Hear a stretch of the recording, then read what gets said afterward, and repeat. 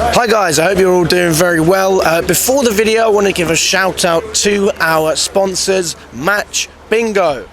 Now, after the Brentford game, I said if you want some hope, go and play Match Bingo because you're not going to see it on the pitch. But today, we actually saw something, 3 points, so that's positive. Really interested to see... Can we start again? Sorry. I never have to do 2 takes. Right.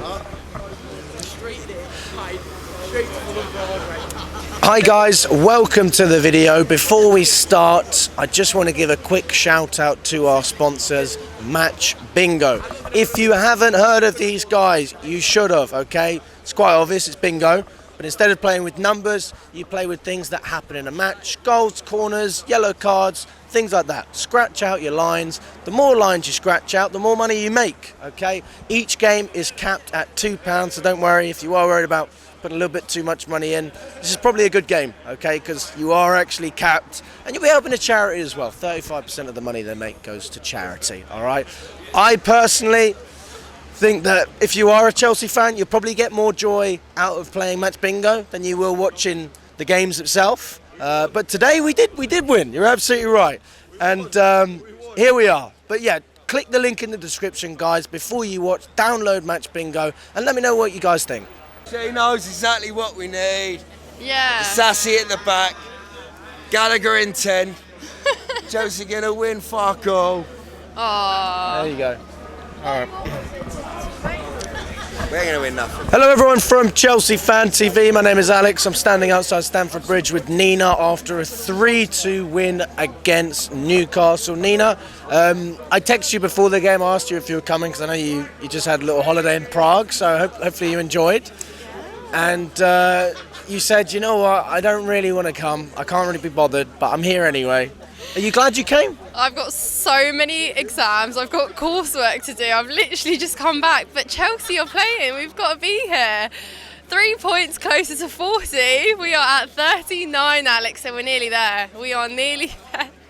11th, and someone said that if we drew today, or if we lost, or if we won, we'd still be 11th. So, yeah, I guess it's not so bad, but yeah, 3 really good goals. Come on. 3 really good goals tonight, I thought. You know, Palmer, brilliant. Gusto, brilliant. And I think tonight I realised how rapid Malo Gusto actually is as well. I knew he was quick, but, you know, he was shutting down any threat that was coming down from their right side. And you know what? You know, when opposition has to change their system, that means that, you know, you've got a really good player there because, you know, he was immense. The tackles, he was timing them beautifully. His link-up play with Cole Palmer as well. There were some really good moments, and yeah, you know, we started off well, then we sort of fell asleep in typical fashion, sort of let ourselves fall asleep a little bit. And we know that even when a team doesn't look as lively, and Newcastle really weren't, you know, in the first 20-30 minutes, it doesn't take a lot for them to just, you know, they let us have the ball, but you know, when they do get it, they can punish us, and it did happen, but thankfulully we held on. I think the second goal, most people could just take that with a pinch of salt and say, you know what, that was an unbelievable goal by Murphy. Fair enough. Yeah, it was, like, to be fair. It happens, doesn't it? It happened with Cisse, Matt was saying in 2011, or it might have been 2012, I'm not sure. You know, it happened again. But the beauty is we had the 2-goal cushion, which was so important for us. Yeah. But that first goal, you know, for me, I don't think that... I don't know what to think about it, to be honest, because we're passing out from the back. We're doing risky passes as well. Yeah. We're trying to play creative football. So I understand what the players are trying to do, and I like the fact that we're trying to play creative football. But, I mean, at least from what I heard in Matthew Harding, people were very frustrated from how stubborn we were, not hoofing the ball up more often and just trying to constantly play out from the back. I mean, what do you think about it? The thing is, though, when we don't play out the back, who wins it aerially? Do you know what I mean? Like, at times, Jackson isn't that dominant aerially. You know, when Petrovic is trying to ping long balls to him, he can't always control them, or our players can't always bring the ball down. So then you kind of have that argument as well. It's like sometimes we lack the technicality to be able to, you know, make that touch and then, you know, drive forwards, let other players, you know, go forward and hold up the ball. So, yeah, I guess it's just just almost like doing it consistently, isn't it? Like you can see like the players are a little bit raw still on the ball, like how we play out the back. But yeah, it does invite pressure, and you know, with opposition that will press from the front, you're going to like face some struggles. Let's be real. So more often than not, it can lead to mistakes. But that's where we have to build our consistency, because you know, you should never be in a position where you're up 3-1 and then in 6 minutes of added time you're trying to hold out not to be levelled. You know, like that's not a good place to be, and it's not a sustainable way to play. And again, if we're playing against a more dangerous team or someone that was more lethal, created more tonight, it could have been a different scoreline. Yeah, there's one thing I would criticise about Pochettino is he's never struck me as a manager who's great at holding on to a lead.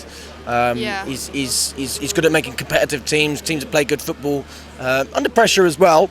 But once you've got that cushion, that's where you wouldn't mind if we sat back if it was structured. But sometimes you struggle to understand the structure. Yeah, exactly. But yeah, on the most part, like individual errors at times, you know, making the wrong pass or being intercepted too easily or not timing it well, or you know, that final pass. And I think at times we think sort of quicker than like we move, if that makes sense. So I see the idea. That probably didn't make sense, but like you know Mudryk. What I mean? Like Mudryk, like. But let's talk about Mudryk, because tonight he did the right thing. You know, what a masterful, what a well-crafted goal. You know, he almost said to Conor Gallagher, "Move, mate, I'm taking this ball, it's mine." You know, did so well to look up, see where the goalkeeper was, move it round swiftly, and finish that chance. Because when we see that chance in Chelsea, in particular, in recent times, it more often than not just ends at the keeper or you know, wide or anywhere. And Sterling had a moment like that of his own tonight, where, come on, Sterling, you know, just release the ball. Or at least finish it. You know, you're meant to be the most experienced forward in this team, and yet, you know, you're giving away chances like that. And sometimes, and we've seen this season, that these are the moments that separate you from having a good game and taking the points away or not. So right call from Pochettino to bring Sterling off, because he offered nothing at all pretty much. So super sub Mudryk. If that's not telling Pochettino that he deserves a start, then I don't know what is. So you start Mudryk against Leicester? Yeah, why not? That is the perfect game to start him. Let him like roam free. He's got pace for days. You know, he's just coming off the back of a goal. But we see this so many times with Pochettino is someone like Mudryk will put in a shift and then he'll be benched the next game and then he won't play for another 2-3 games. And you know, Potter did that to him, Lampard did that to him, and now Pochettino's doing that to him. So we're talking about a young raw player that's got potential, but you don't really develop and unlock potential if you leave him to rot on the bench and just bring him in on games where sometimes we're either chasing a leveller or you know, we're behind on a result. So it's not great, and that's you like inhibiting his growth as a player, because you can see it there. You know, there is talent there. It just needs to be coached, it needs to be managed, it needs to be moulded and pushed. But if you've got players like Sterling that are, you know, getting 70, 80 minutes at a game, and Mudryk's only getting 10 when he's so raw, and Sterling, you know, is supposed to be the best player on the team, you've got to ask some questions, Poch. If we can see it, us fans can see it, then surely you as a manager should too. Yeah, I suppose when you look at raw players as well, Nicholas Jackson's another one that comes to mind. Another goal after Brentford. It was a good goal as well. Yeah, you know? definitely. I mean, people don't appreciate, I don't feel like people necessarily appreciate those sort of flick-ons. It almost looks like a deflection, but to an extent, you know, as a striker, you need that instinct just to know where the goal is, guide the ball in that direction. Any goal is a goal, right? And as far as I'm concerned, if he can have anywhere near the form he had towards the latter end of last season with Villarreal, which was phenomenal, you know, then Chelsea, you know, Chelsea could be pushing to get more and more wins and build a bit of consistency, because ultimately the defence hasn't been great. We've scored goals, but we've still criticised the striking, you know, the ability to finish from a striker. If Jackson can do that, that'll make things a lot easier. Yeah, you're right. And also he needs credit for Mudryk's goal as well, because he was involved in holding it up. He didn't make any rash decisions to try and take on his man himself. He waited for more players to get forward, and you know, that more often than not leads to a better decision as opposed to just trying it on your own. And that's good. I mean, that tells you that maybe Jackson feels more comfortable when he is in a deeper role, perhaps when he is on the wing, or he can come from deep, you know, bring other players into play, because that's what we saw a lot of in pre-season, wasn't it? You know, he was linking up with players players around him much better, and I almost think that he's better when he doesn't have too much thinking time on the ball. You notice sometimes he makes an over dribble, or he takes a touch too many where he already invites more players to dispossess him. But with that back heel pass, it's almost like just think quick, striker instinct finish, and that's, I feel, what he needs more of. But again, yeah, great, Cole Palmer. I mean, absolutely brilliant. And really, Alex, where would we be this season without Cole Palmer? We call it a dull season, but Cole Palmer's been lighting it up ever since he joined Chelsea, and this man is literally single-handedly carrying us through. I saw a stat that this is the 5th game tonight where he's had a goal and an assist in a Premier League game, which, I mean, that speaks magnitude. Bargain, worth the money, never a question. And to think that he was one of the signings that in summer probably received the least hype out of anyone. We were like, really? Palmer? Why Palmer? And now everyone's like, Cold Palmer, absolutely balling out at Chelsea. So it's great to have these youngsters, and sometimes when everyone's having so many inconsistencies, it's good to have those players. I know it's not fair to just overly rely on this one player to be carrying us week in, week out, and we do miss him when he is having a bit of a bad game, but that just goes to show and is a testament to how good he is, that when he is having a little bit of an off day, that we're just almost staggered at how Cole Palmer could be having a bad day, because he's fitting right well at Chelsea, and yeah, probably the best decision for him to leave City, because he is so deserving of being a first teamer, and yeah, being a star player in a team like Chelsea that need one so bad this season. Oh, absolutely. And just to finish it off, I'm going to bring it back to Cole Palmer as well, because I did an interview with, I can't remember the name of the channel, but I did an interview with someone. They said, who would you take, Cole Palmer or Bukayo Saka this season? And I said to them, that's actually a decent question, but I don't know if Saka could do what Palmer's doing in this Chelsea team. Like, I'll be brutally honest. I don't know if Saka could carry this Chelsea team the way Palmer is. I think Palmer would slot quite nicely into pretty much any top team. Yeah. But, I mean, I'm just going to ask you that one. I mean, what do you think about that, and how would you compare the two? I think it's very different, because Saka's been doing it for Arsenal now, hasn't he? Like a few years now, and he has been their star boy as well. And Saka's absolutely brilliant. I love him. My bias aside, Saka is a really good player. I got asked this the other day as well, but like I said, Saka's currently playing in a team where everyone else around him is flourishing as well. Cole Palmer's playing in a team where everyone's still learning on the job, so it's very different. It's easier to outshine and stand out in a team that is underperforming around you, but Saka's just balling out in a team that currently is just doing very well. That's the truth. That's it. And just to finish off as well, Pochettino, there seems to still be a disconnect with the fans. I didn't see him clapping the fans again today, but I can understand why there's unrest. Is he mad at us?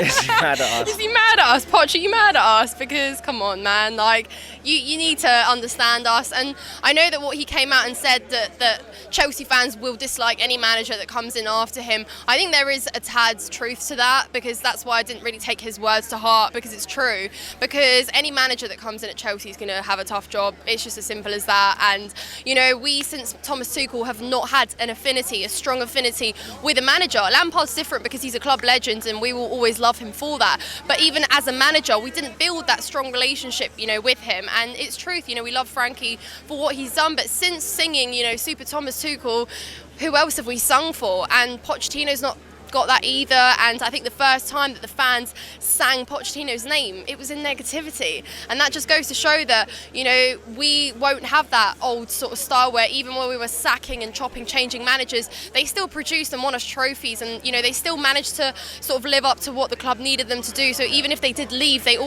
most of them left on a good note, and they've got a special place in our hearts. So I feel sorry for him in a sense, but also you can't be mad at us, because we are here suffering now a second year in, and it's got to be better. It just has to be better, Poch. But if you can keep it up, if you can make the right decisions, if you can try and push us, in the FA Cup, and I know the league seems done, and some people have pretty much given up on it, and rightfully so. I mean, we're just about to hit 40, but yeah.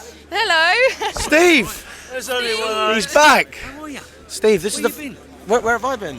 You been in the game today? Of course I have. Of course I have. He lives here. He lives at the bridge. How are you? How are you, love? I'm good, You thank all right? you. owns it. What do you Yeah, think? owns it. What do you think today? Steve, mate, I'm very You lost happy, some weight mate. as well, son, haven't you? I've lost some weight. Well, you're looking well. I'll take that. I'll take that. Thank you, Steve. Oh, hello, fat big cat. man. Oh, hello, fat cat. he is. I've been waiting Here for he him. is. That's the reason why I've How been are here. We've been waiting for you, son. Anyway. This is the first, Nina. This is the first time Steve's crashed your interviews. Usually it's yeah. Matt or It's normally Charlie. No. What do you think today then? I mean, I'm very happy, mate. I want to ask you then, who's your man of the match, Steve? I ain't been up here since the 13th of January. Is it January? It's not regular anymore. Yeah, It's I not am. I'm regular still anymore. season to go. I've been away in business and stuff like that. Shite. I thought Cole Palmer was our best player. We were just talking about Cole Palmer. What do you reckon? Yeah. Yeah, Cole Palmer. I said he's carrying us. But still, I mean, we've got a lot of injury. I was very critical before Christmas, and I'm trying to get positives out of everything, but still was a worry, wasn't it? I think it is. We struggled to control the game. That's what we were saying. Yeah. You know, like that's where you would look at Mourinho and go, right, you're 2 goals up, it's over, and you don't necessarily feel like that with We were Poch. talking about Mourinho on the way up. I mean, but is that the answer? Especially what Pochettino come out and said yesterday or today about players and. But he's been here long enough now to put a stamp on the players, hasn't he? Do you know what I mean? I don't know. I mean, you guys. I mean, I'm 58. I can finish. You know, like But I'm Just getting started, Steve. Yeah. But do you know, I'm trying to get a positive. Can you get a positive? I try. I mean, can you get a positive, young man? Yeah. Do you know what I mean? I don't know. You have to though, because we come to these games every single course you week, and we have to. Like, this is what I keep saying. I know I can't blame the fans for not turning up, not creating an atmosphere, but I sort of can as well because I am one of them. So I can say turn up and just still back the players, because at the end of the day, otherwise, what else can you do? Come and sit with your arms crossed and just be angry at everything. But Stay at home, save stay your at money. home. Yeah, but if you buy a season ticket, you're here. You got a season ticket, Alex? I do. Do you get it for free? No, I don't get it for free. I've seen this about Aston Villa and Wembley recently. Yeah. Of course you have. Yeah. I mean, I'm trying to was get the a positive. You know, man. with me, was away everyone's for positive on who does it, but I'm trying to get a positive, and I just can't get it at the moment. I just can't. Yeah. But listen, Steve, I need more gate crashes, all right? Because they've been looking for you, the comments. They've been looking for you. They've been looking for you. Someone nicked me hat, so I'd like to get another hat. I weren't coming back on it. But no. You guys do a great. The old dude, is it the old dude? I don't know. So Gusto played well, didn't he? Keeper's brilliant, isn't he? Our keeper's good. I love him, mate. I Yeah. love Petrovic. Yeah. Go on, what's your last message, Steve? Because we're going to wrap up in a To second. wrap it, I wouldn't have took Sterling off. I'd have took Jackson off. Oh, he's pants. Bloody hell. There you go. Pants. There you go. Jackson's better if he's coming in on the right or the left. And I'll see you Sunday. All right. Good night, darling. Pleasure. Good to see you, boys. Alex, Good to see keep you. it up, son. Pleasure. That's your first gate crash from Steve. It is. What a privilege. It is quite good, isn't it?